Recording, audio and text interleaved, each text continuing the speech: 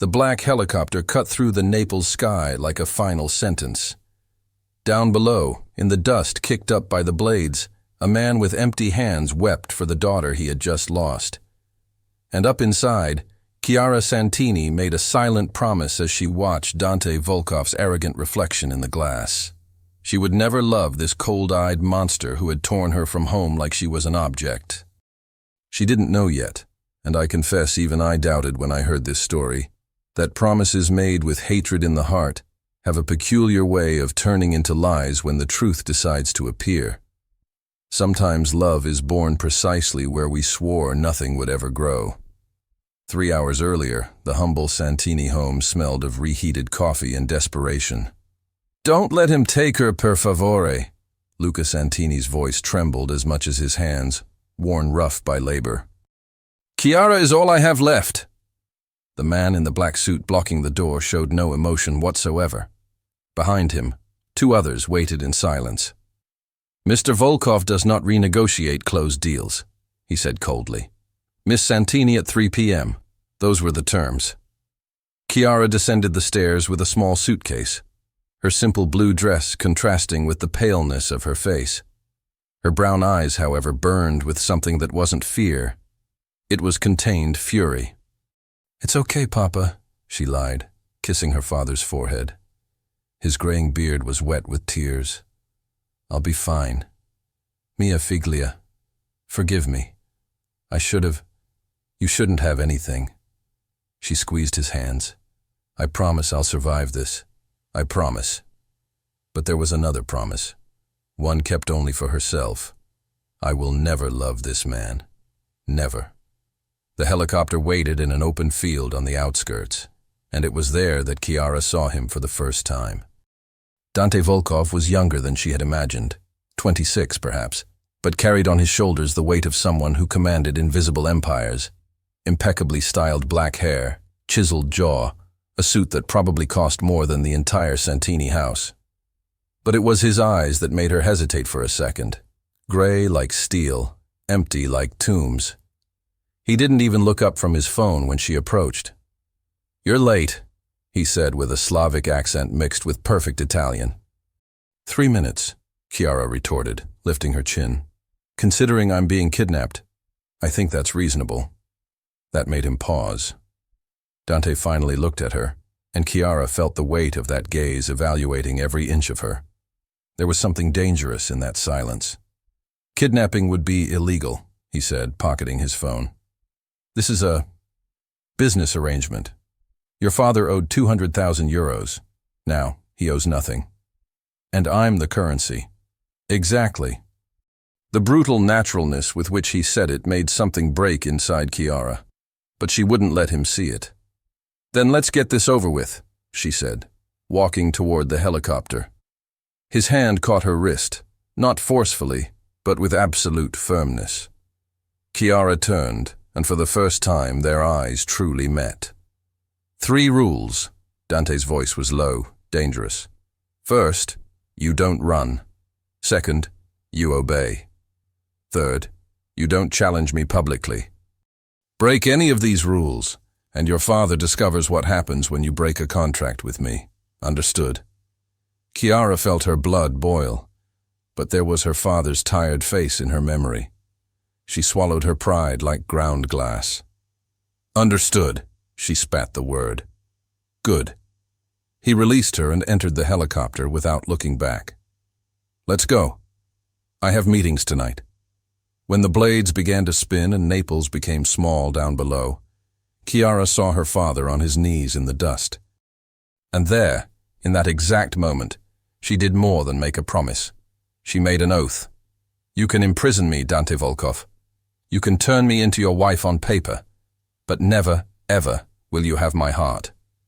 And here, even I was surprised by how things turned out, because the heart, as Chiara would discover, doesn't understand oaths very well. The Volkov estate was a fortress disguised as paradise. Perched on the cliffs of the Amalfi coast, the white mansion gleamed against the Mediterranean like a pearl set in sapphire. Chiara had never seen anything like it.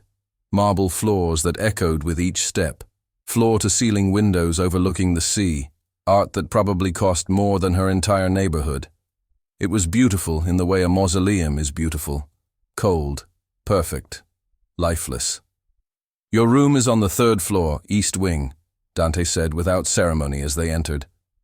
He hadn't spoken a single word during the 40-minute flight. "Rosa will show you."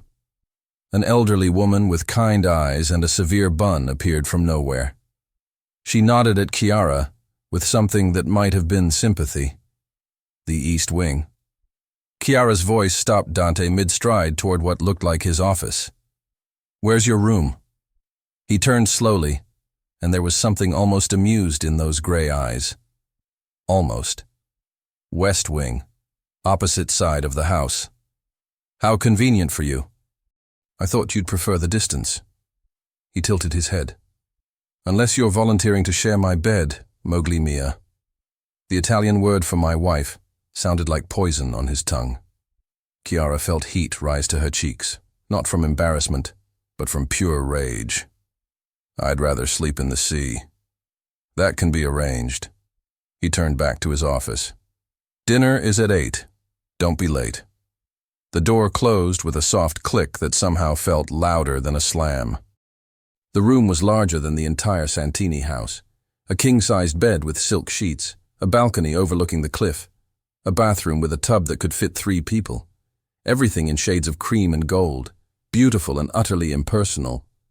Like a 5-star hotel room, like a very expensive prison cell.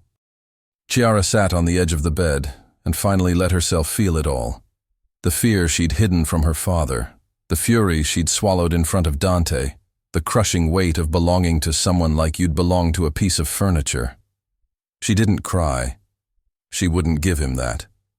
Instead, she unpacked her small suitcase, 3 dresses, some underwear, a photo of her mother who died when Chiara was 12, and a small silver cross her grandmother had given her.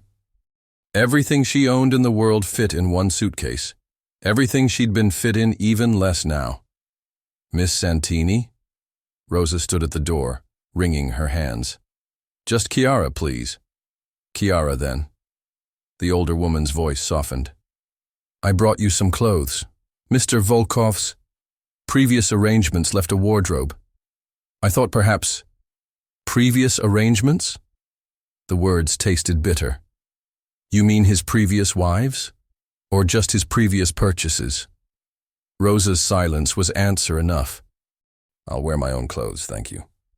They're very beautiful clothes. Expensive. It would be a waste." I said no. Chiara's voice cracked like a whip, surprising them both.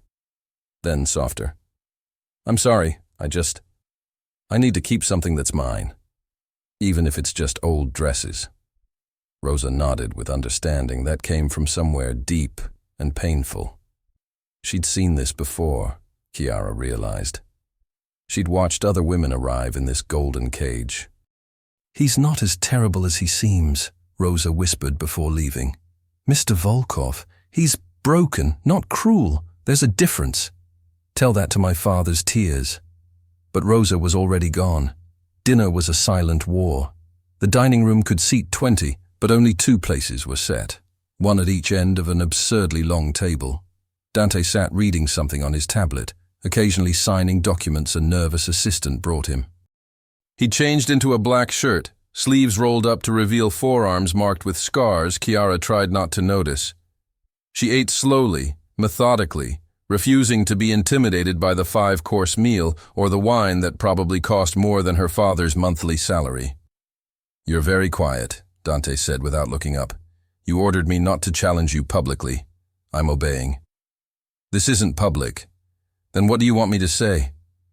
Chiara set down her fork with more force than necessary. "Thank you for buying me. The weather is lovely. Please pass the salt." That made him look up. And can I say, I was surprised he didn't get angry. Instead, something flickered in those dead eyes. Something almost like interest. "You have fire," he observed. "I wasn't expecting that." "What were you expecting? A grateful little mouse?" "Most people are mice around me. It's safer that way." "I'm not most people." "No." He studied her like she was a puzzle he couldn't quite solve. No, you're not. Silence stretched between them, heavy with things unsaid. Chiara could hear the waves crashing against the cliffs outside, relentless and free.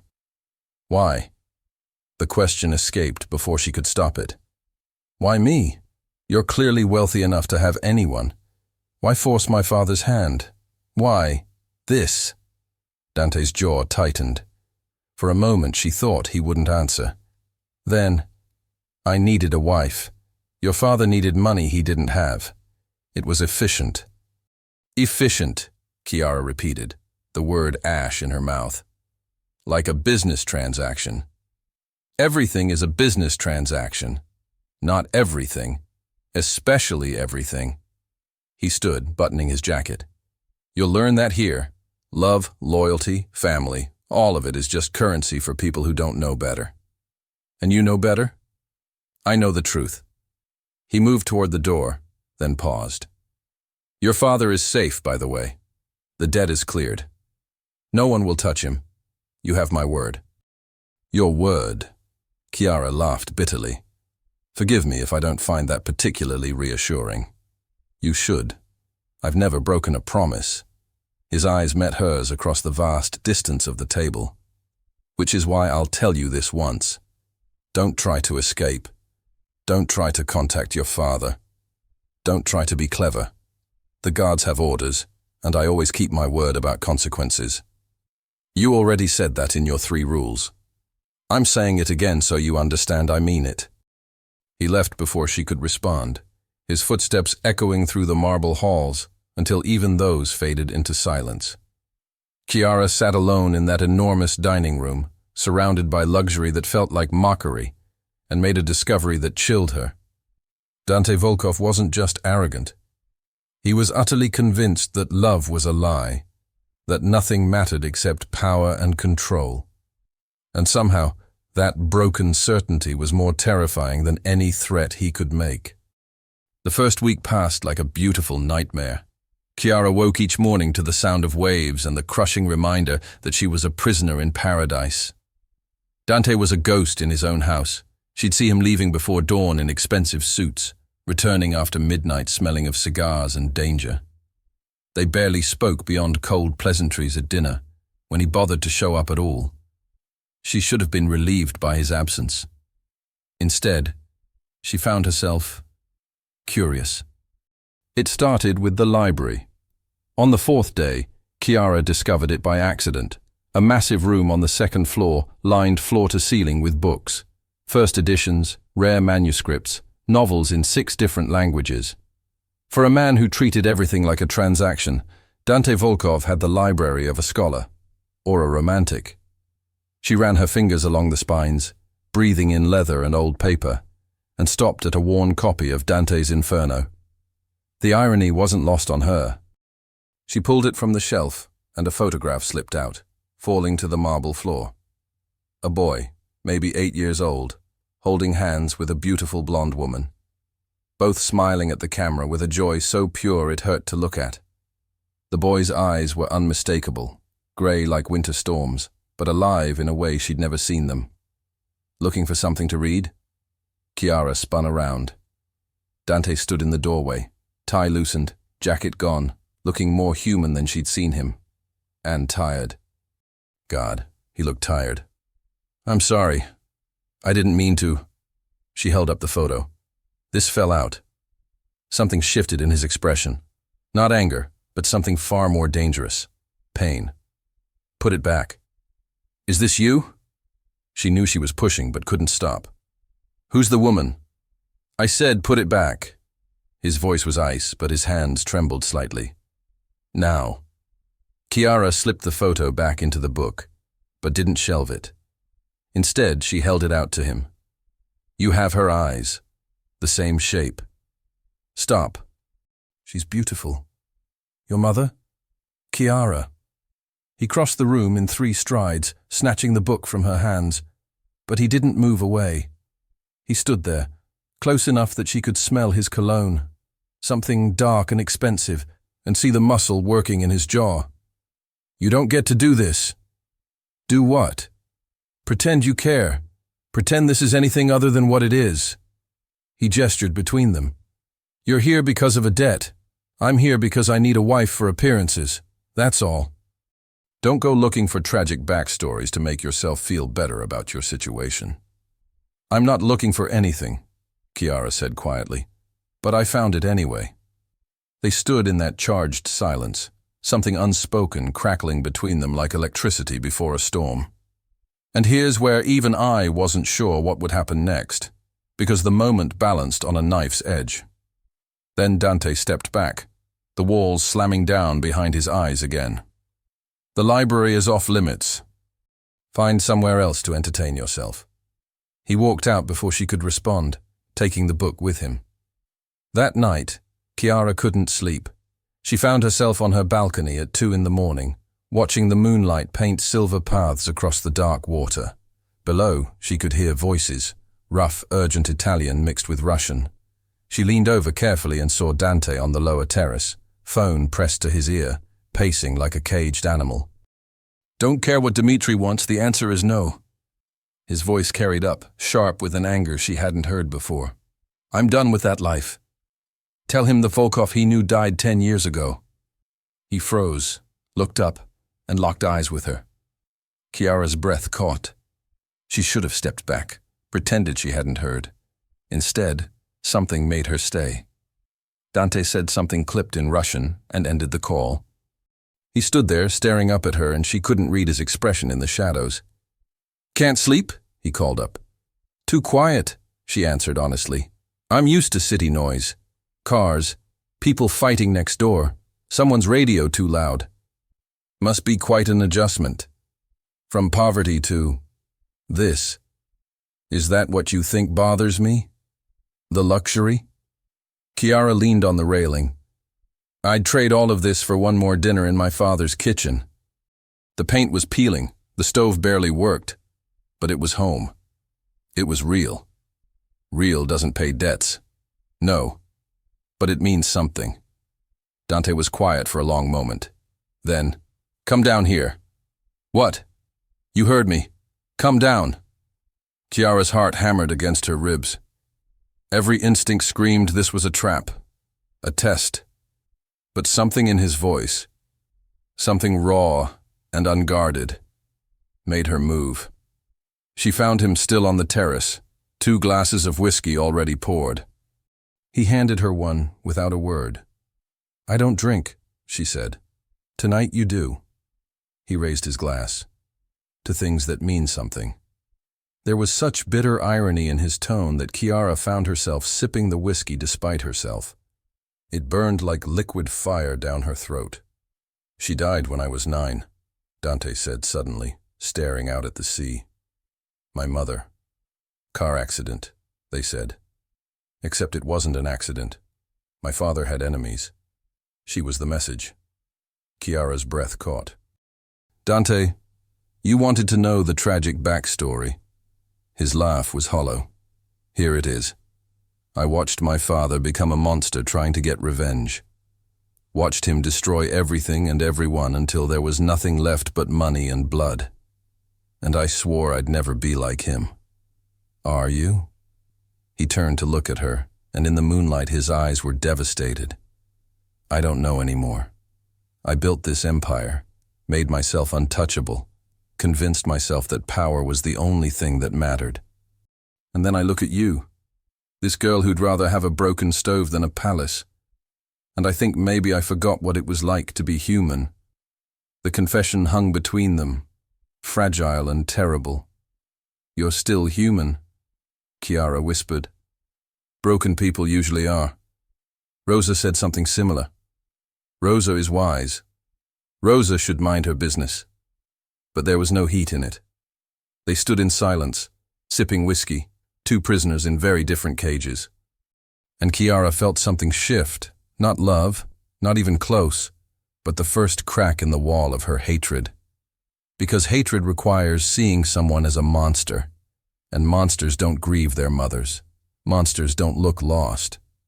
"I'm still not going to love you," she said finally. Dante's smile was sad and knowing. "Good. You shouldn't. I'm not worth it." That's not why. She set down her glass. It's because you don't believe in it. And I won't waste my heart on someone who thinks it's worthless. Smart girl. I had to be. Life doesn't give people like me second chances. No, Dante agreed quietly. It doesn't. He walked her back inside, and at her door he paused. The library isn't off limits, he said. I overreacted. Read whatever you want. Before she could respond, he was gone, disappearing into the shadows of his own house like he belonged there more than in the light. Chiara closed her door and leaned against it, heart racing for reasons she didn't want to examine too closely. This was supposed to be simple. Hate him, survive him, never forgive him. But nothing about Dante Volkov was turning out to be simple at all. The morning started with gunshots. Chiara bolted awake, heart hammering, as 3 sharp cracks echoed across the estate. She stumbled to the balcony in her nightgown and saw Dante in the garden below, arm extended, firing at targets with mechanical precision. Even from here she could see the tension in his shoulders, the rigid set of his jaw. He wasn't practicing. He was punishing something. She should have gone back inside. Instead, she watched him empty the magazine, reload, and fire again. And again. Until Rosa appeared with coffee and whispered something that made him finally stop. He looked up, found Chiara watching, and for a moment their eyes locked. Then he turned and walked inside without a word. There's a charity gala tonight, Dante announced at breakfast, not looking up from his newspaper. The Rossi Foundation. We're attending. We? Chiara set down her coffee. As in, both of us? As in my wife and I. He folded the paper with sharp, precise movements. The marriage needs to look legitimate. That requires public appearances. I don't have anything to wear to a gala. Already handled. There's a dress in your room. He stood, straightening his cuffs. We leave at 7. Don't embarrass me. Wouldn't dream of it, marito mio, she said sweetly, loading the Italian words for my husband with enough venom to kill a horse. His jaw tightened, but he said nothing, just walked out, leaving Chiara alone with her anger and the uncomfortable realization that she'd have to play his devoted wife in front of Naples's elite. The dress was a masterpiece, deep emerald silk that moved like water, cut to fit her perfectly, which meant Dante had been paying more attention than she'd thought. It came with shoes, jewelry, everything, even a note in Rosa's handwriting. He has good taste, even if he has a terrible way of showing it. Chiara stared at her reflection and barely recognized herself. She looked like she belonged in Dante's world, like she was born to wear diamonds and silk instead of clearance rack cotton. She hated how much she liked it. You look beautiful. Dante stood in the doorway, devastating in a black tuxedo. His hair was swept back, his jaw freshly shaved, and for a moment Chiara forgot to breathe. He looked like something out of a film, dangerous and elegant and utterly untouchable. Thank you, she managed. You clean up well yourself. I have an image to maintain. He held out his arm. Shall we? In the car, a sleek black Mercedes with a driver who knew better than to make small talk. The silence was suffocating. Chiara watched Naples blur past the tinted windows, so close yet utterly unreachable. Listen carefully, Dante said as they approached the venue. These people are sharks. They'll smile and compliment you while trying to find weaknesses. Don't give them any. What am I supposed to say? As little as possible. Let me do the talking.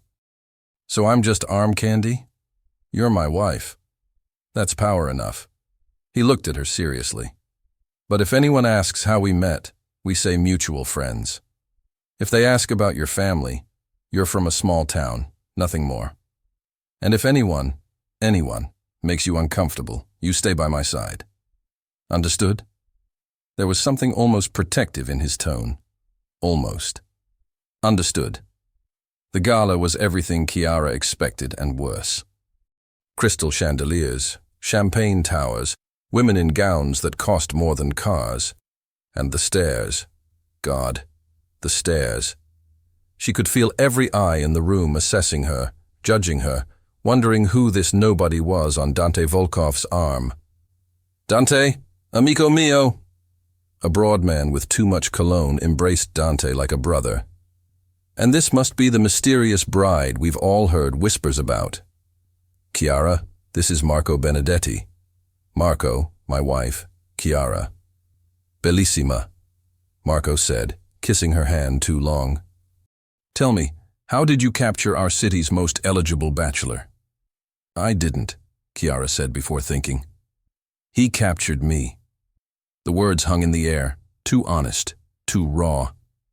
Marco's eyes sharpened with interest, but Dante's hand found the small of Chiara's back, a warning and a support at once. Love makes us all prisoners, Dante said smoothly. Don't you agree, Marco?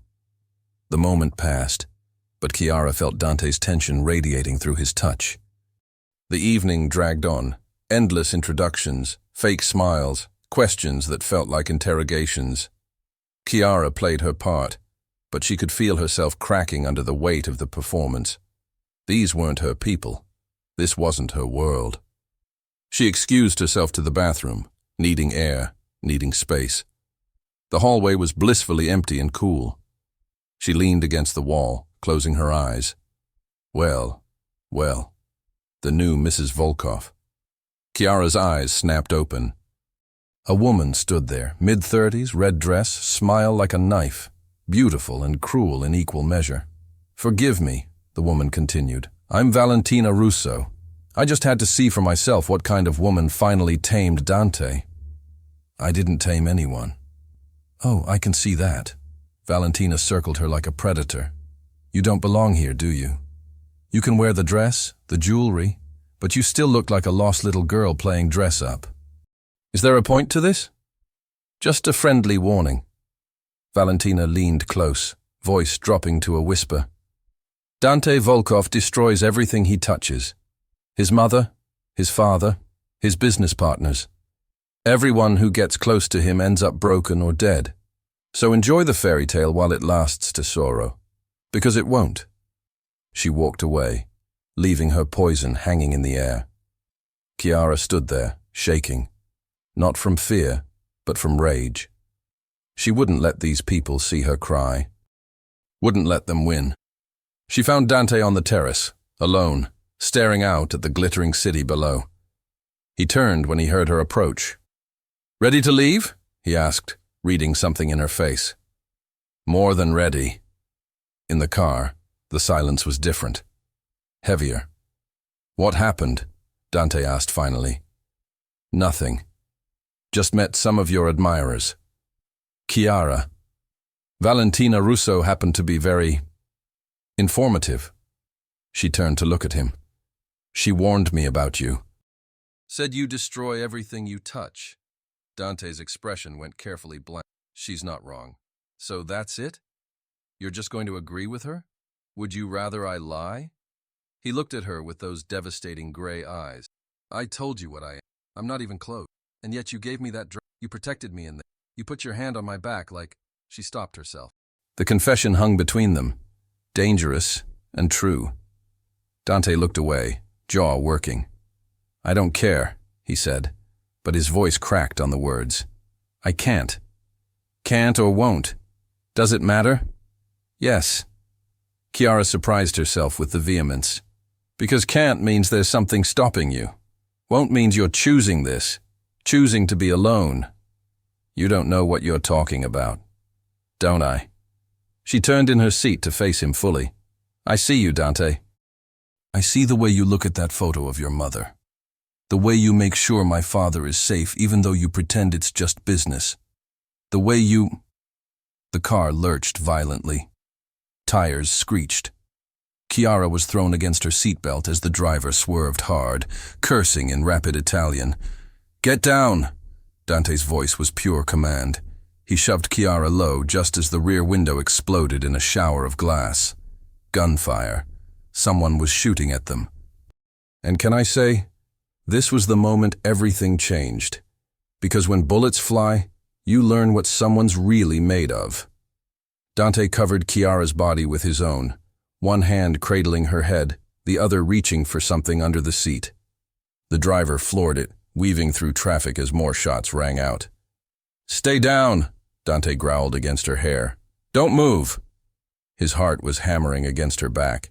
His breath was ragged in her ear. And despite the terror, despite everything, Chiara felt safer in that moment than she had in weeks.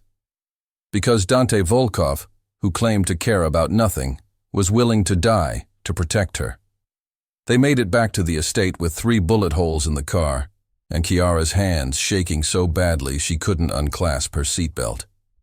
Dante did it for her, his fingers surprisingly gentle, despite the fury radiating off him in waves. He pulled her out of the car, checked her for injuries with clinical efficiency, and only when he was satisfied she was unharmed did he turn to his driver. Get Marco on the phone, now. Si, signore.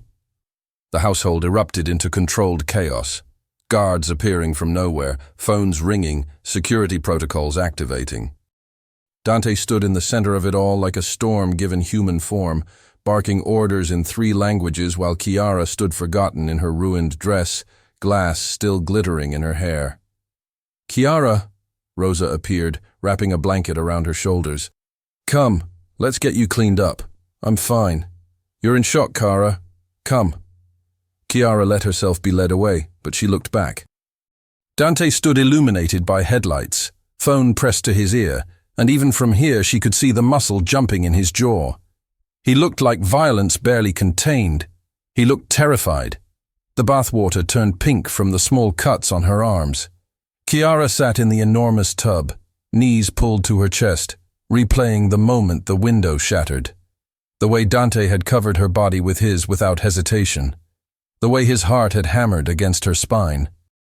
The way he'd whispered, "I've got you," when she'd started to panic. "I don't care," he'd said just minutes before. "I can't." Liars, Chiara thought, always give themselves away. A knock at the bathroom door. "Chiara?" Dante's voice, rough with something she couldn't name. "Can I come in?" She should have said no, should have told him to leave. Instead, "It's your house." He entered, still in his tuxedo, but disheveled now. Jacket gone, tie missing, shirt partially unbuttoned. He had a first aid kit in his hands and looked utterly out of place in the feminine bathroom with its marble and gold fixtures. "Rosa said you have cuts." "They're nothing." "Let me see." He knelt beside the tub, and Chiara became acutely aware that she was naked under the cloudy water, that her bare shoulders were exposed, that this was the most intimate they'd ever been. "Dante, I'm fine." "Let me see," he repeated, and there was something broken in his voice that made her extend her arm. He examined the cuts with the same clinical detachment he'd shown in the car, but his hands trembled slightly as he applied antiseptic. Neither of them spoke. The silence was loaded with everything they weren't saying. "Who were they?" Chiara asked finally. "Dimitri's men. The one I told to leave me alone." His jaw clenched. "I should have anticipated this. Should have had more security on the car. Should have... You saved my life." Dante's hands stilled. He looked up at her, and in his eyes she saw something that made her breath catch. Not just fear, but self-loathing so deep it was almost physical. "I put you in danger in the first place. By making you my wife. By dragging you into my world." He stood abruptly, turning away. "This is exactly what Valentina warned you about. I destroy everything I touch." "Stop it." "It's true. My mother died because of my father's enemies. My father died trying to avenge her and left me with this empire of blood. Everyone who gets close to me..." I said stop. Chiara stood, water streaming off her, and grabbed the robe hanging nearby. She wrapped it around herself and faced him. "You don't get to make this about your guilt. Someone tried to kill us tonight, both of us. So instead of standing here drowning in self-pity, tell me who Dimitri is and what he wants." Dante stared at her like she'd slapped him. Then, incredibly, he almost smiled. Almost. "You're fearless, aren't you?" "I'm terrified," Chiara corrected. "But I'm also not an idiot. If I'm in danger, I need to know why." He studied her for a long moment, then nodded. "Come on. We need to talk." They sat in his study, a room she'd never been invited into before.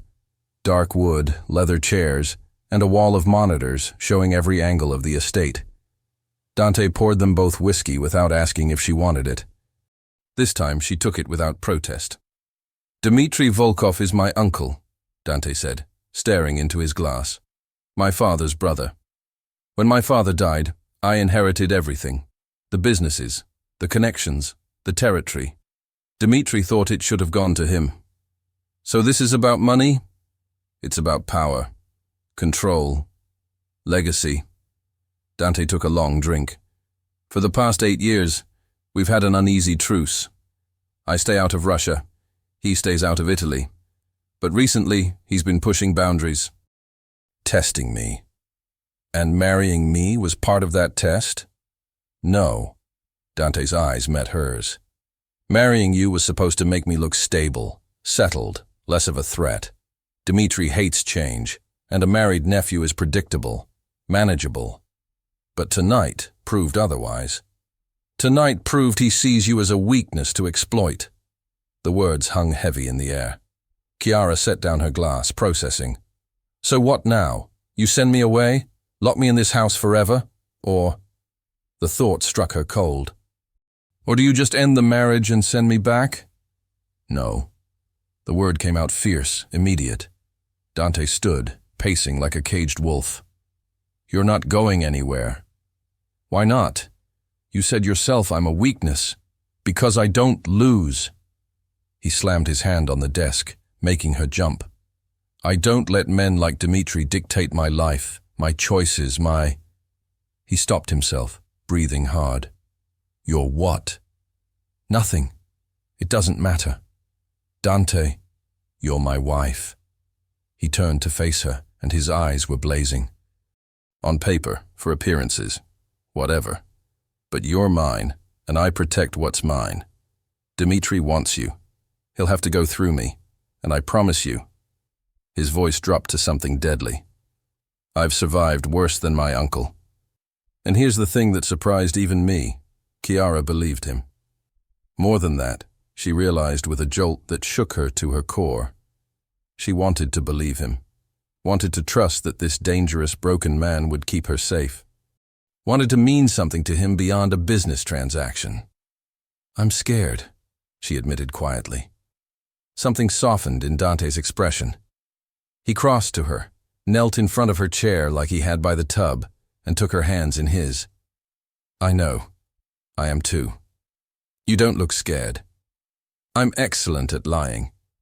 His thumb traced circles on her palm, unconscious and intimate.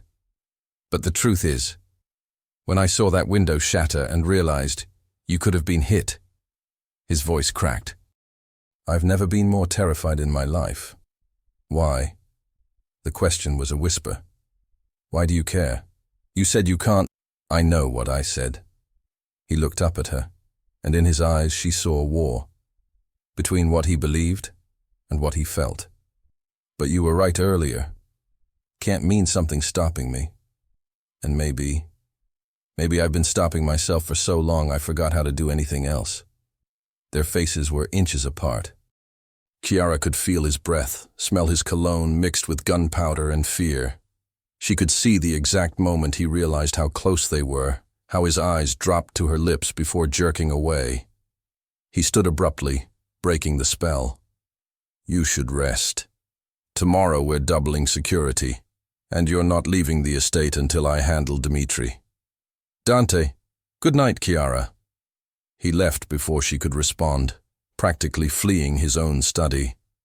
And Chiara sat there in her robe, hands still warm from his touch, heart hammering in her chest. She'd promised herself she'd never love him. But promises, she was learning, were fragile things when faced with a man who'd take a bullet for you while insisting he felt nothing at all. 3 days passed in suffocating silence. Chiara was a prisoner now in truth. Guards at every door, cameras watching her every move, Dante's orders absolute. She couldn't go to the garden without an escort. Couldn't breathe without someone monitoring it. The gilded cage had become a maximum security prison, and Dante had become a ghost again. She saw him only at night, when he returned from wherever he went during the day. Meetings, he said, handling Dimitri. He looked more exhausted each time, shadows deepening under his eyes, jaw perpetually clenched. They didn't speak beyond necessities, didn't touch. The moment of intimacy in his study might as well have been a dream. Chiara told herself she was relieved, told herself it was better this way. She was an excellent liar, too. On the fourth morning, everything shattered. Rosa appeared at breakfast with red-rimmed eyes, wringing her hands in that way that meant bad news. "What is it?" Chiara asked, standing. "Is Dante hurt? Did something—" "Your father," Rosa whispered. "He's here." Chiara's heart stopped. "What? That's impossible," Dante said. But she was already running, bare feet slapping against marble, her robe flying behind her. She burst into the foyer, and there he was, Luca Santini, looking small and frightened between two of Dante's guards, his old coat dusty from travel. "Papa!" Chiara threw herself into his arms, and he held her like he'd never let go. "Mia Figlia, thank God! I had to see you, had to make sure. How did you get here? Dante said no contact, he said—" "Mr." Volkov sent for him. Dante's voice, cold as winter. He stood at the top of the stairs dressed for business, expression carved from ice. And behind him 2 men in expensive suits Chiara didn't recognize. "What's going on?" Chiara's arms tightened around her father. Dante descended the stairs with measured steps, and each one felt like a countdown to something terrible. "Your father is here to collect you," he said, voice flat. "The marriage is being annulled." The words hit like a physical blow. Chiara felt the air leave her lungs. "What?" "The situation with Dimitri is escalating. Keeping you here puts you in unnecessary danger." Dante wouldn't meet her eyes. "Your father's debt is cleared. You're free to go." "Free to—" Chiara stepped away from her father, staring at Dante like she'd never seen him before. "Just like that? After everything, you're just— What, throwing me away?" "I'm sending you home." Still that terrible flatness. "Where you'll be safe." "Don't!" Her voice shook with fury. "Don't you dare make this about my safety. You're giving up, running away." Finally, emotion cracked through. A flash of pain in those gray eyes before they went dead again. "Chiara, it's better this—" "Better for who?" She was shouting now, and she didn't care who heard. "For you?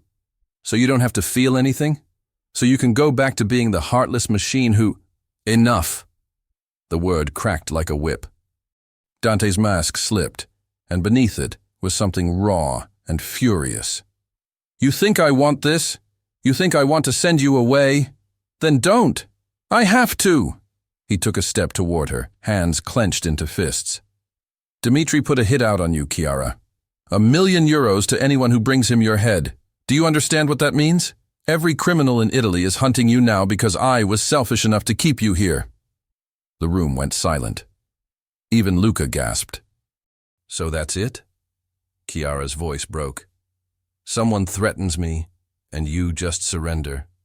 The great Dante Volkov, who I watched stare down a room full of sharks, who took bullets meant for me without hesitation. You're just going to give up? I'm keeping you alive. I don't want to be alive if it means living like this." The words tore out of her, true and terrible. "I don't want to go back to my father's house and pretend these weeks didn't happen. I don't want to forget." She stopped, horrified at what she'd almost said. "Forget what?" Dante's voice was dangerous, desperate. "What exactly is it you don't want to forget, Chiara?" The question hung between them, loaded with everything they'd been dancing around for days. The touches, the late-night conversations, the way he'd held her when the bullets flew, the way she'd started to feel something that terrified her more than any death threat. "Nothing," she whispered, and watched something die in his eyes. "It doesn't matter." "No." His laugh was bitter. "It doesn't." He turned to the men in suits. "Take her to pack. You leave in an hour." "Dante, please!" Chiara reached for him. He stepped back like her touch would burn. "Don't make this harder than it already is." Harder? She felt tears burning her eyes and hated herself for it. You're ripping me out of this house like I'm furniture you're tired of. You're sending me away without even… Without what? A goodbye kiss? A promise to write? He was cruel now, deliberately so. This was always temporary, Kiara. You knew that. I told you from the beginning what this was. You also told me you couldn't care. Her voice was shaking. But you were lying. I see it in your eyes right now. You're lying. For a moment, one terrible, beautiful moment, she thought he'd break. Thought he'd cross the space between them and tell her the truth she could see written all over his face. Instead, he straightened his tie and became stone. Believe what you want. You're still leaving. He walked past her stunned father, past everything, and the sound of his study door closing was like a gunshot. Kiara stood there, shaking, devastated. Rosa approached carefully. Kara, come. Let me help you pack. He doesn't care. Kiara said numbly. He really doesn't care. But Rosa's hand on her shoulder was gentle, sad, knowing. Oh, Bambina. He cares so much it's destroying him. That's why he's doing this. Then he's a coward. Perhaps. Or perhaps he's the most selfless man you'll ever meet, in the most broken way possible. An hour later, Kiara stood in the foyer with the same small suitcase she'd arrived with. Nothing had changed, and everything had. Her father waited by the door, confused and grateful, and worried all at once. The car was running. The guards were ready. All she had to do was walk out. She looked up the stairs one last time, hoping, God, hoping, that Dante would appear, would stop this, would fight for her the way he'd fought off those bullets, but the house remained silent. And can I say, this moment broke my heart, because sometimes the cruelest thing you can do to someone is let them go to save them. Kiara? Her father's voice was soft. We should go, Figlia.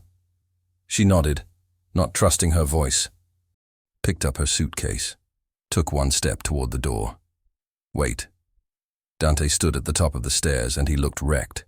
Shirt untucked, hair disheveled, eyes red-rimmed. He descended slowly, like each step cost him. Kiara's heart hammered. Say it. Please, say it.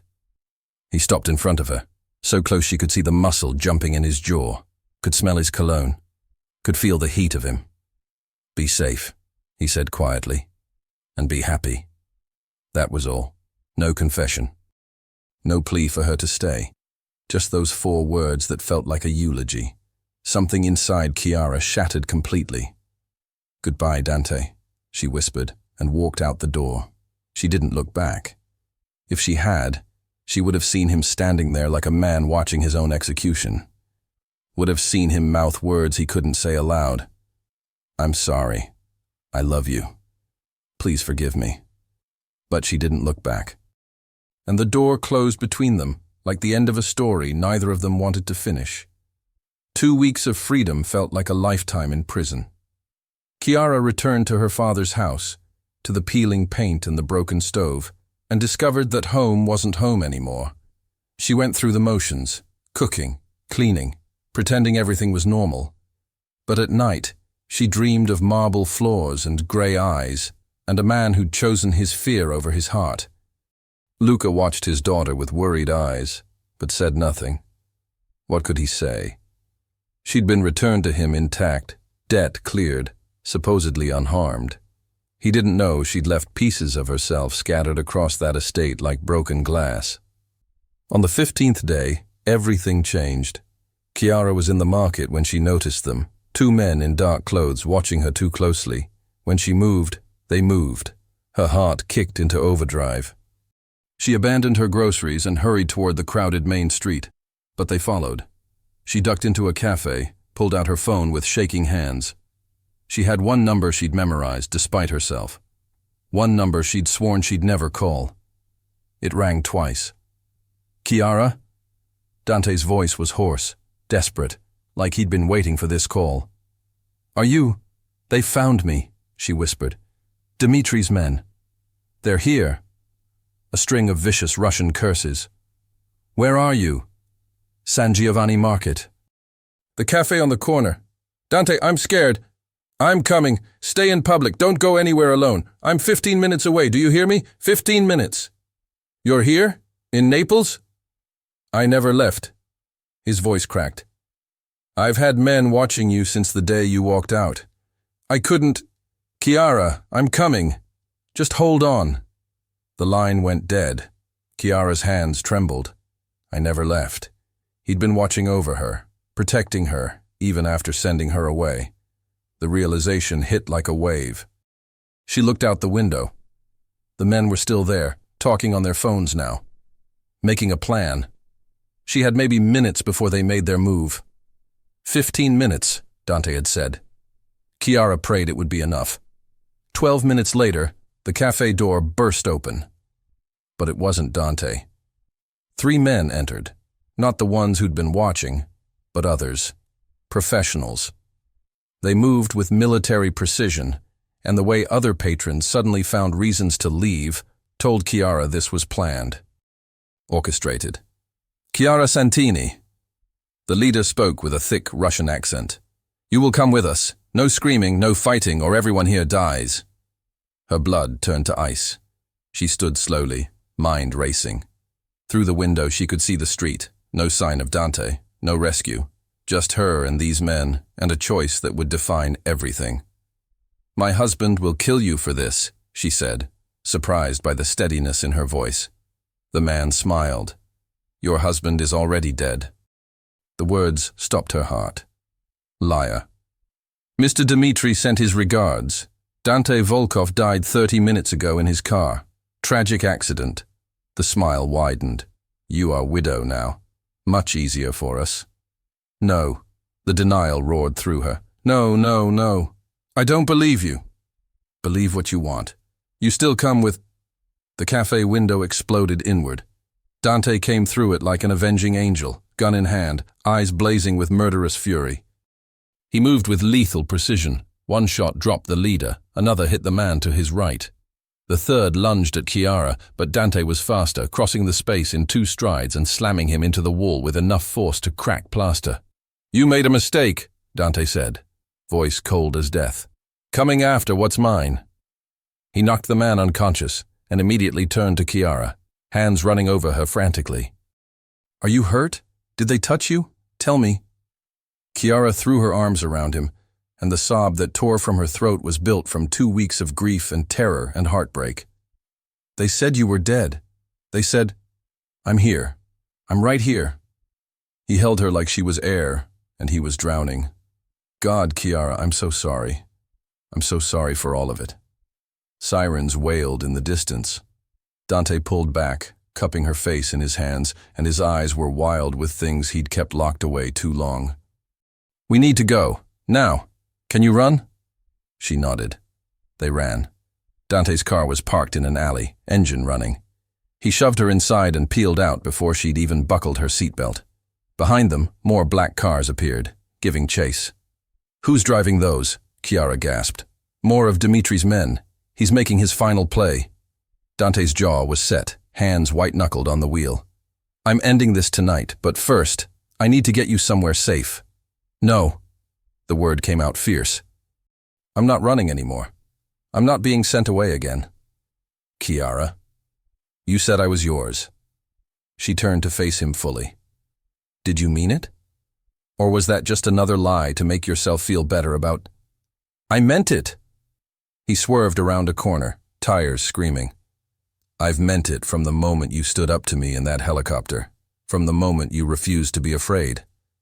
From the moment you made me feel something I thought died with my mother. The confession hung in the air, raw and devastating.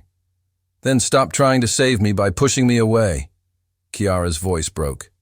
Fight for me, Dante. Fight with me. Or let me go for real this time. He looked at her, really looked at her, and something fundamental shifted behind his eyes.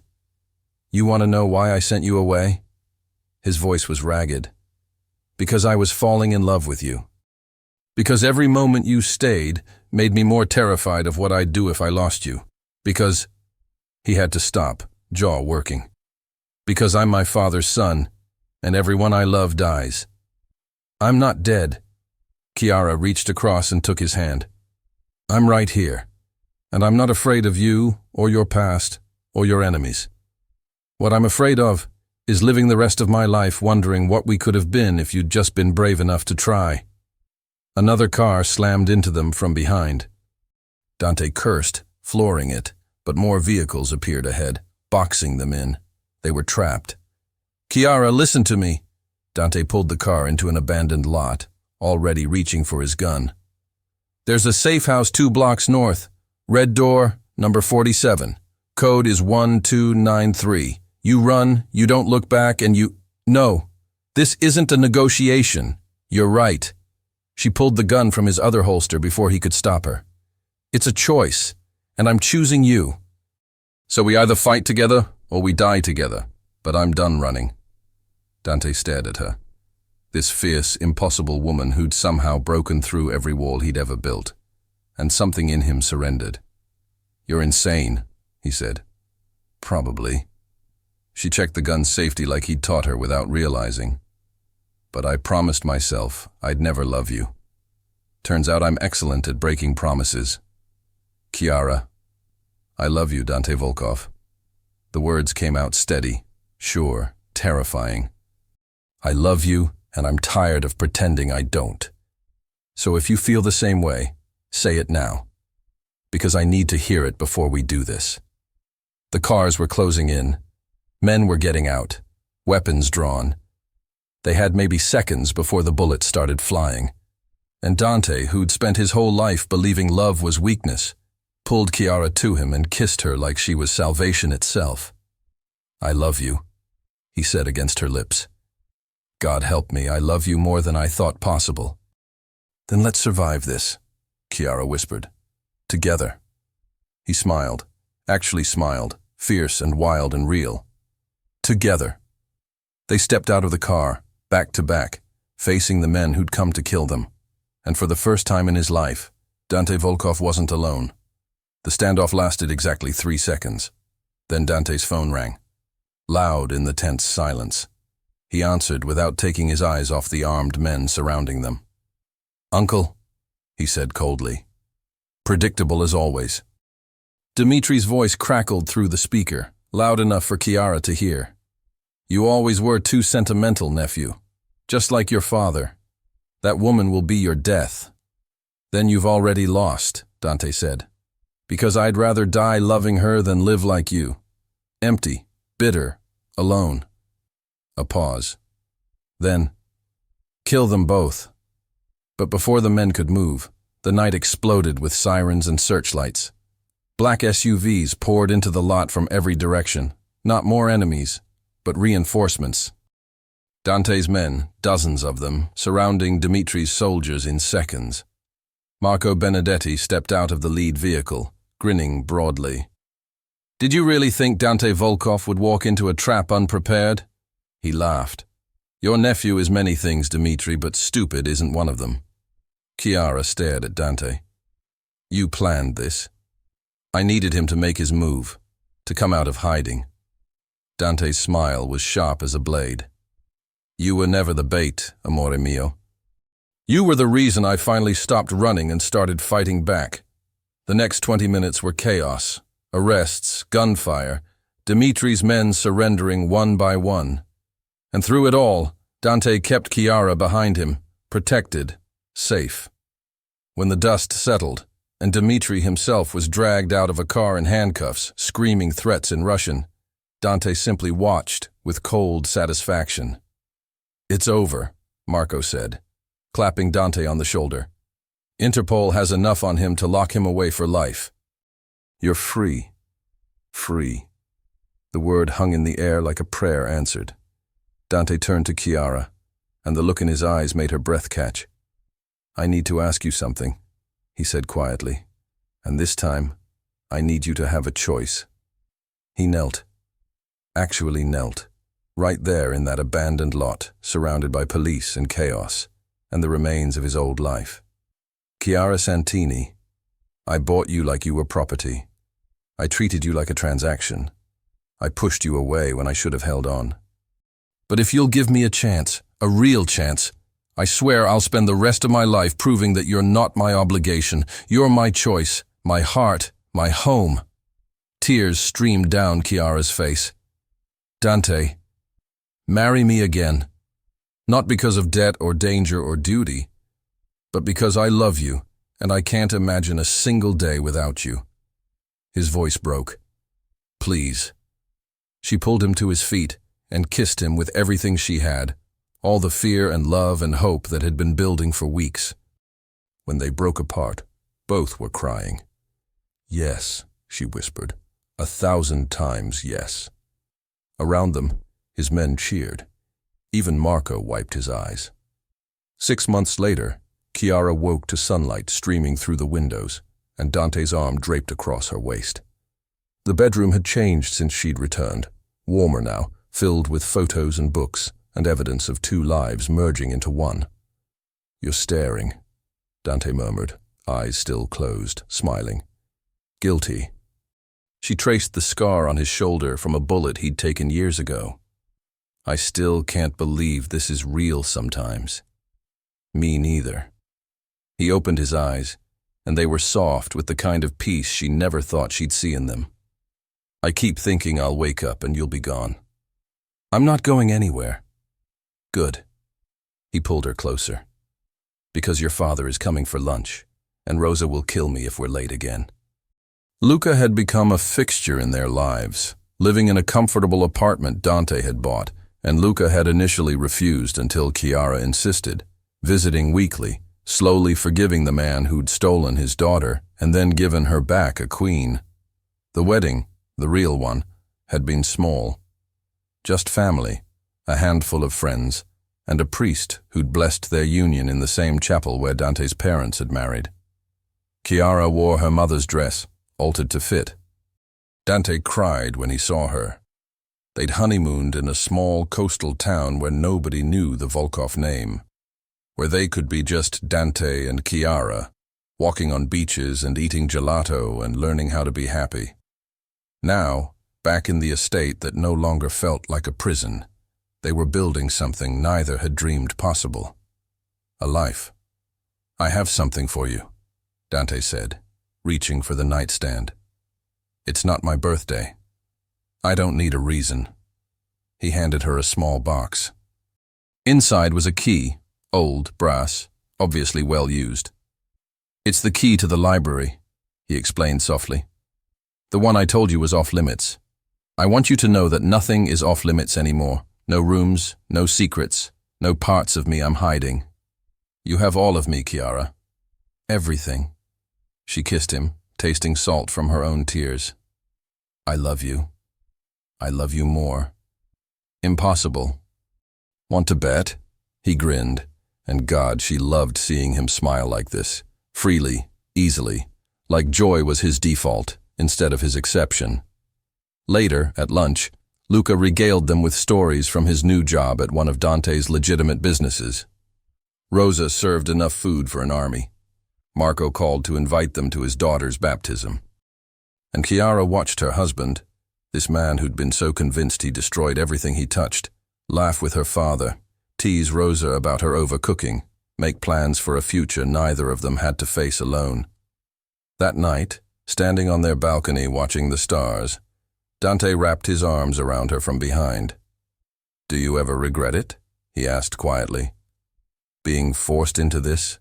Into me? Chiara turned in his arms, taking his face in her hands. I regret that your uncle was a monster. I regret those bullets, and the fear, and the pain. But you? Us? She smiled through tears. I'd live through all of it again, just to end up right here. You're too good for me. Probably. She kissed him softly. But you're stuck with me anyway. Forever? Forever. And as they stood there, wrapped in each other under the Italian stars, Chiara thought about the promise she'd made in that helicopter, that she'd never love him. She'd been so sure, so certain that hatred could protect her heart. But love, she'd learned, doesn't ask permission. It doesn't wait for the right moment or the perfect person. It just arrives, unexpected and devastating and beautiful, and changes everything. Dante had been her captor, her husband, her enemy, her savior. Now he was simply hers, and she was his. Forever. 3 years later. The sound of tiny feet running through marble halls had transformed the Volkov estate completely. "Papa! Papa, watch me!"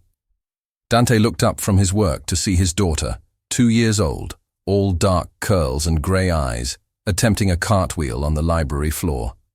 She fell in a giggling heap.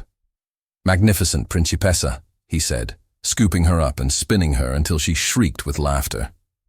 Chiara appeared in the doorway, heavily pregnant with their second child, shaking her head fondly. "You're going to make her think she can get away with anything." "She can."